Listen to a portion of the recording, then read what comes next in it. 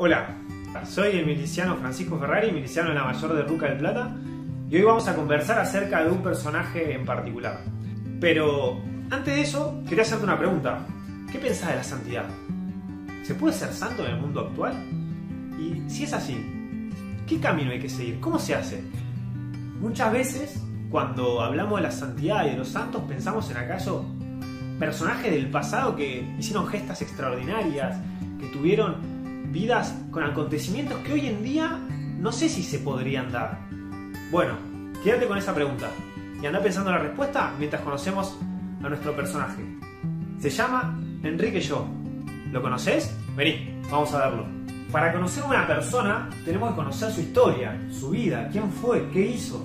Así que trataremos de conocer cómo era, cómo pensaba, qué hacía Enrique a través de su historia, sus ideas y sus actos. Empecemos con su infancia. Enrique nació el 26 de febrero de 1921 allá en la ciudad de París, en Francia.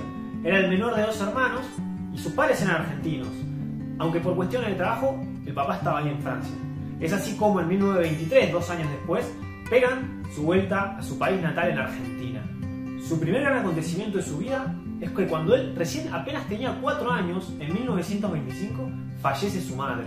Después entenderemos cómo años más tarde él encuentra en el amor de María esta figura de madre que lo acompañará durante toda su vida y durante todas sus decisiones. Un dato muy curioso es que su madre, en el lecho de muerte antes de morir, le hace prometer al padre de Enrique que él cuidaría, protegería y educaría a sus hijos de una manera responsable y cristiana. Trataremos de conocer a Enrique también en su niñez, en su juventud. Enrique siempre aspiró a cosas grandes, a ser bueno, a ser el mejor. Es así como él fue al colegio de La Salle, en donde no solo obtenía las mejores notas, sino que llegó a ser cuadro de honor. Cuando hablan de Enrique cuentan que era un excelente compañero, una excelente persona, muy amigable, pero sobre todo con una muy grande y profunda fe religiosa. Era de comunión diaria, participaba como monaguillo en todas las celebraciones y podemos decir que de alguna manera Dios lo estaba preparando para cosas grandes. Cuando hablamos de su juventud, encontramos a un joven cómodo económicamente, una excelente persona, muy apasionado en todo lo que hacía, pero sobre todo con una fe muy madura y muy profunda. Es así como con tan solo 14 años, él decide entrar a la escuela naval, a la armada, y en contra de la voluntad de su padre. El soplo del Espíritu Santo es misterioso, y Enrique de alguna manera lo estaba escuchando. Cuentan que Enrique decía que no hacía falta ser sacerdote para hablar de Dios a las personas, y para llevar a las personas el Evangelio. En la armada Enrique no cambió, siguió siendo el mismo joven de siempre, con un profundo apostolado y muchas fuerzas para hacer todas las cosas. Es así como se terminó graduando de guardia marina entre los primeros promedios de su promoción, llevando siempre consigo una sonrisa y la palabra del Evangelio a donde quiera que vaya. Luego su vida pasó a estar entre olas, adentrado días y noches entre los grandes mares. Dicen que se lo podía encontrar en las horas libres dando catequesis, y ahí es donde él encuentra a su nuevo compañero y gran confidente, su cuaderno de notas. Y ahí es donde él encuentra, en la escritura, un diálogo consigo mismo y con Dios. Tratemos de entender un poco de la profundidad de la fe que hablamos de Enrique leyendo algunas de sus anotaciones.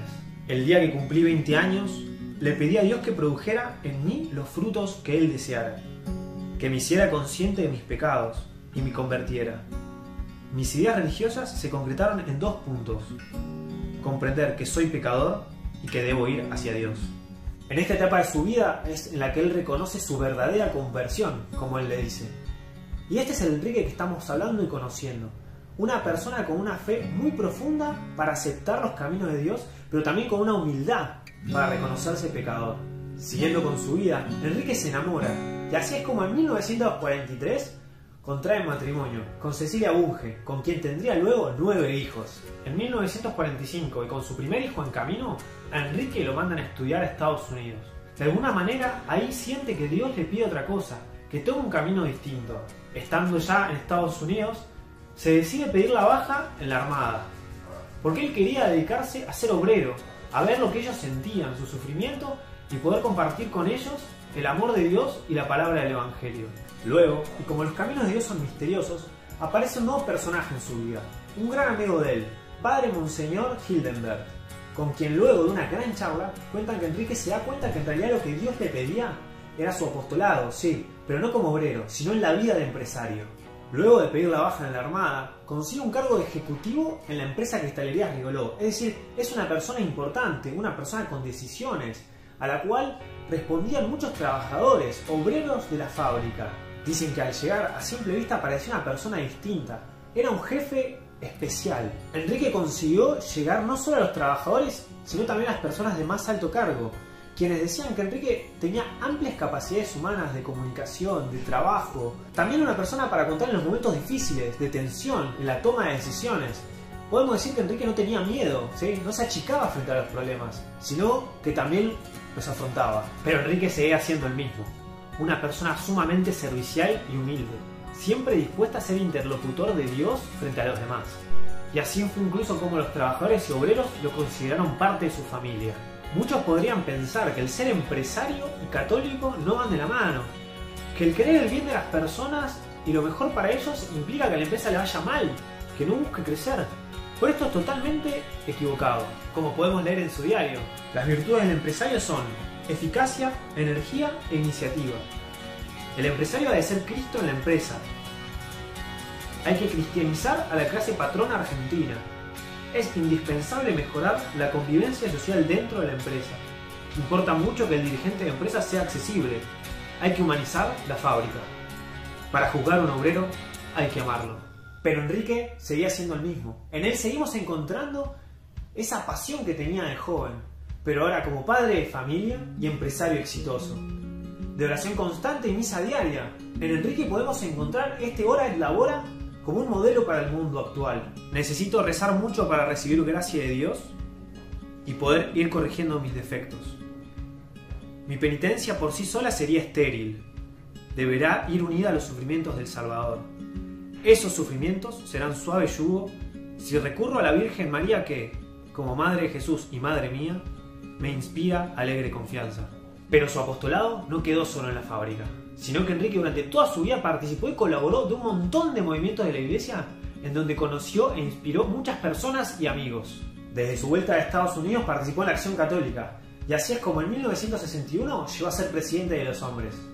En 1952, y con distintos colegas y amigos, logra fundar la ACDE, que es la Asociación Cristiana de Dirigentes de Empresas, organización muy vigente hoy en Argentina. Pero las batallas no eran suficientes, y así es como en 1957 a Enrique se le descubre cáncer. Pero más allá de caer en la desesperación y la desesperanza, su fe y esperanza lo mantienen unido a Dios en oración y con las mismas fuerzas de siempre. Y mucho más allá que el temor a la muerte y el dolor físico, a Enrique le dolía más el saber que no iba a poder estar para su familia, el sentir que todavía tenía mucho por hacer, y también el dejar a sus obreros.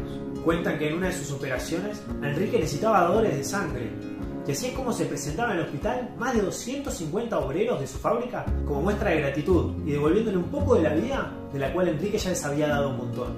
Luego, al volver a la fábrica, Enrique reúne a todos los trabajadores y les pregunta: ¿qué harían ustedes si les regalan una lapicera? Evidentemente todos respondieron agradecer, y Enrique les dijo esto: pues bien, yo he recibido vuestra sangre. Como una lapicera me compromete. ¿De qué modo puedo yo agradecer la sangre que he recibido de ustedes? Que tiene no solo un valor químico, físico, biológico, sino también vital, por ser símbolo de la vida misma. Y cuentan cómo Enrique ahora estaba verdaderamente feliz, porque por sus venas corría verdadera sangre obrera. Como que de alguna manera él había logrado esta comunión entre el obrero y el empresario que él tanto anhelaba. Luego, su enfermedad empeoró, pero no su fe y su esperanza. El cielo es también un lugar de actividad, de plenitud, de unidad, de intercambio, o sea, de caridad. Para la mayoría de los hombres que temen la muerte, Dios es una abstracción. Para mí constituyó y constituye una realidad más intensa que todas las realidades terrestres y que me dice: ven. Y yo le contesto: habla, Señor, tu siervo te escucha. A la cual me manifiesta: te he llamado porque eres mío. Y entonces todo desaparece y solo quedamos Dios y yo. Las luces fuertes enceguecen de tal modo que resulta difícil explicarlas, pero la explicación esencial es que Dios me llama, que la vida cristiana es la eternidad, comenzada en nuestra alma sobre la tierra para llegar en el cielo a la unidad completa con Dios. Y así fue como el 27 de agosto de 1962, En el día del aniversario de la muerte de su madre, Enrique fallece, con tan solo 41 años. Ahora volvamos a la pregunta inicial. ¿Se puede ser santo en el mundo de hoy? Y si la respuesta es sí, ¿cómo? En Enrique Shaw, hoy considerado por la Iglesia como siervo de Dios, encontramos un modelo de vida de santidad. Enrique Shaw, un joven laico que supo escuchar el llamado de Dios, que confió en Él y no tuvo miedo. Es un modelo de fe, un modelo de esperanza en los momentos difíciles, un modelo de caridad en la relación con los demás, un modelo de humildad, de reconocerse instrumento de Dios en cada momento de su vida, un modelo de joven, un modelo de padre de familia. Enrique, una persona que supo llevar el mensaje del Evangelio en cada momento de su vida. Creo que todos tenemos algo en lo que podemos imitar a Enrique Shaw. A tus órdenes.